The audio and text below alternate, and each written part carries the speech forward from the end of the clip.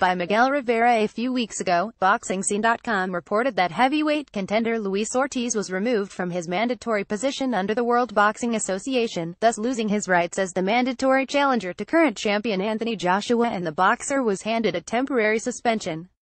The sanctioning body has now made it official, as the World Boxing Association's World Championships Committee announced that Ortiz was handed a one-year suspension and immediate removal from the rankings, due to his failed drug test where he came up positive for chlorothiazide and hydrochlorothiazide.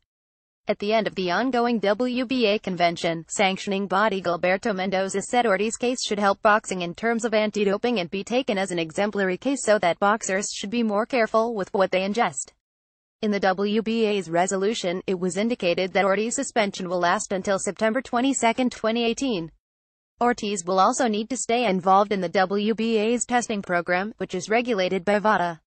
The status and recognition of Ortiz as the mandatory challenger has been revoked. Ortiz was removed from the WBA rankings and suspended to participate in any fight for a WBA title for 1 year, reads the letter delivered to the Cuban puncher.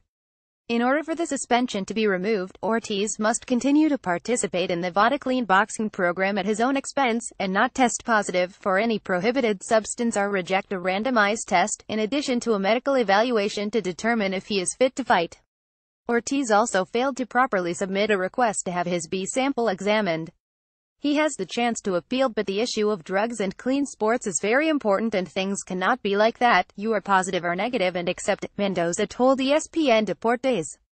He did not make a proper request for the B sample to get tested. He did verbally, and it's not the right thing. He had to do it in writing or by his lawyer. We gave him time to do it before the WBA made their decision and he did not do it.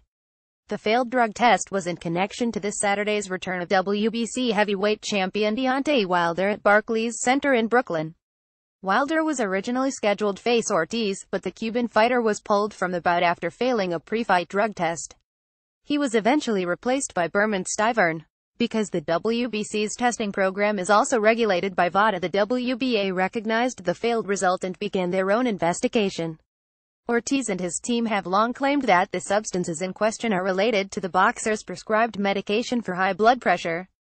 But the big issue at hand is Ortiz and his team members never advised VADA that he was taking that medication when he entered the testing protocol. Tags Luis Ortiz.